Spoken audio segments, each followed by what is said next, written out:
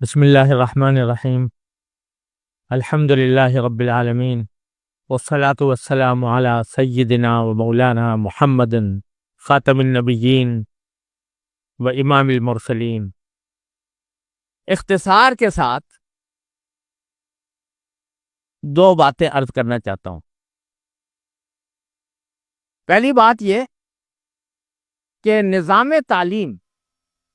کسی بھی قوم کی زندگی، بقا، ترقی اور ارتقاء کے لیے ایک بنیادی پتھر کی حیثیت رکھتی ہے۔ آپ اگر دنیا کے سارے وسائل جمع کر لیں لیکن آپ کا نظام تعلیم درست نہ ہو اور اس نظام تعلیم کے ذریعے اچھے افراد تیار نہ ہو رہے ہوں تو یہ سارے وسائل رکھنے کے باوجود ایک اجتماعی دیوالیہ پن ہے جس کا نتیجہ بالآخر تباہی ہے۔ اگر آپ اپنے مستقبل کے نوجوانوں کو صحیح تیار نہیں کر رہے، ان کو صحیح تعلیم نہیں دے رہے، ان کی صحیح تربیت نہیں کر رہے، تو اس کے معنی یہ ہے کہ آپ اپنے مستقبل کے اوپر کلہاڑی چلا رہے ہیں۔ میرے والد ماجد حضرت مولانا مفتی محمد شفیع صاحب رحمۃ اللہ علیہ، جو پاکستان کے بانیوں میں سے تھے، انہوں نے پاکستان بننے کے بعد ایک سردار عبدالرب نشتر صاحب مرحوم، انہوں نے ایک تعلیمی ادارے کے قیام کا ایک تصور پیش کیا تھا، اس کے لیے ایک ابتدائی اجلاس بلایا تھا۔ تو اس میں حضرت والد ماجد مولانا مفتی محمد شفیع صاحب رحمۃ اللہ علیہ نے ایک بات ارشاد فرمائی، اور وہ یہ کہ پاکستان بننے سے پہلے ہندوستان میں 3 قسم کی درسگاہیں تھیں۔ ایک کی نمائندگی دارالعلوم دیوبند کرتا تھا جس سے علماء کرام پیدا ہو رہے تھے، ایک کی نمائندگی علی گڑھ کرتا تھا جس سے جدید تعلیم یافتہ افراد پیدا ہو رہے تھے، اور ایک کی نمائندگی دارالعلوم ندوۃ العلماء کرتا تھا جس سے ادب اور شاعری اور تاریخ کے جاننے والے زیادہ پیدا ہوتے تھے۔ تو میرے والد ماجد رحمۃ اللہ علیہ نے اس اجتماع میں یہ فرمایا تھا کہ پاکستان بننے کے بعد ہمیں در حقیقت نہ خالص دیوبند کی ضرورت ہے، نہ خالص ندوے کی، نہ خالص علی گڑھ کی، بلکہ ہمیں ایک ایسے متحد نظام کی ضرورت ہے جس میں ہر چیز اپنے مقام پر موجود ہو۔ دیکھیے، انگریزی استعمار کے آنے سے پہلے سارے مسلمانوں کا ایک ہی نظام تعلیم ہوا کرتا تھا، اور درس نظامی جس کا بار بار ذکر آیا ہے، اس درس نظامی میں جہاں دین پڑھایا جاتا تھا وہاں دین کے ساتھ جو عصری علوم ہوتے تھے وہ بھی سارے پڑھائے جاتے تھے، اور ہوتا یہ تھا کہ ایک خاص سطح تک دین کی بنیادی تعلیمات دینے کے بعد پھر آگے چل کر تمام دینی علوم میں جو شخص کوئی اختصاص پیدا کرنا چاہے اس کے لیے راستے موجود تھے، لیکن دین کی بنیادی معلومات ہر ایک کو حاصل ہو جاتی تھی۔ یہ طریقہ تھا جو اسلاف کے وقت سے انگریزوں کے استعمار کے آغاز تک چلا آیا،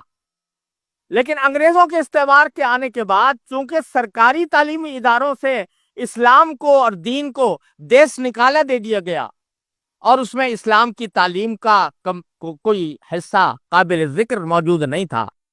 اس واسطے علماء کرام مجبور ہوئے کہ وہ دارالعلوم دیوبند قائم کر کے کم از کم اسلامی علوم کو سمیٹ کر بیٹھ جائیں۔ انہوں نے ان کے اوپر معاش کے دروازے بند کیے گئے، انہوں نے قربانیاں دیں، انہوں نے فقر و فاقہ اٹھایا، موٹا جھوٹا کھا کر، وہ کسی طریقے سے موٹا جھوٹا پہن کر اور روکھی سوکھی کھا کر انہوں نے دین کو کم از کم محفوظ کر دیا۔ حضرت والد ماجد رحمۃ اللہ علیہ نے فرمایا کہ پاکستان کو ایک ایسے نظام تعلیم کی ضرورت ہے کہ جس میں اول سے لے کر مثلا پہلی جماعت سے 10ویں جماعت تک، میٹرک جس کو کہتے ہیں، اس میں تمام علوم ایک ساتھ پڑھائے جائے، اور دین کی اتنی معلومات اس میٹرک کے تک پہنچا دی جائیں کہ اس کے نتیجے میں کم از کم ایک مسلمان کو یہ پتہ چل جائے کہ کیا حلال ہے اور کیا حرام ہے، کس طرح کی زندگی اس کو جنت میں لے جائے گی اور کس طرح کی زندگی اس کو دوزخ میں لے جائے گی، یہ کم از کم معلومات بنیادی اس کو حاصل ہو جائیں۔ اس کے بعد پھر شاخیں ہوں، کوئی انجینئرنگ کی طرف جا رہا ہے، کوئی میڈیکل سائنس کی طرف جا رہا ہے، کوئی کامرس کی طرف جا رہا ہے، کوئی اسلامی علوم کی طرف جا رہا ہے، تو اس اسلامی علوم کے اندر اختصاص پیدا کرے اور اس کے اندر وہ مہارت حاصل کرے۔ یہ نظام در حقیقت ہونا چاہیے تھا، لیکن افسوس ہے کہ پاکستان بننے کے بعد بھی ہم اسی غلامی کے طریقہ کار پر چلتے آئے اور ہم نے اپنے اسلامی تعلیم کے نظام کو بدلنے کی کوشش نہ کی۔ نتیجہ یہ ہے کہ اس موجودہ جو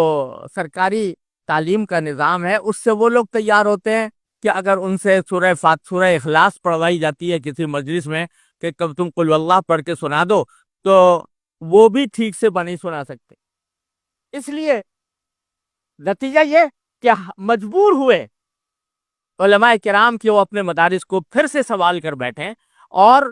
کم از کم ان علوم کا تحفظ کریں کہ جو اسلامی علوم ہیں۔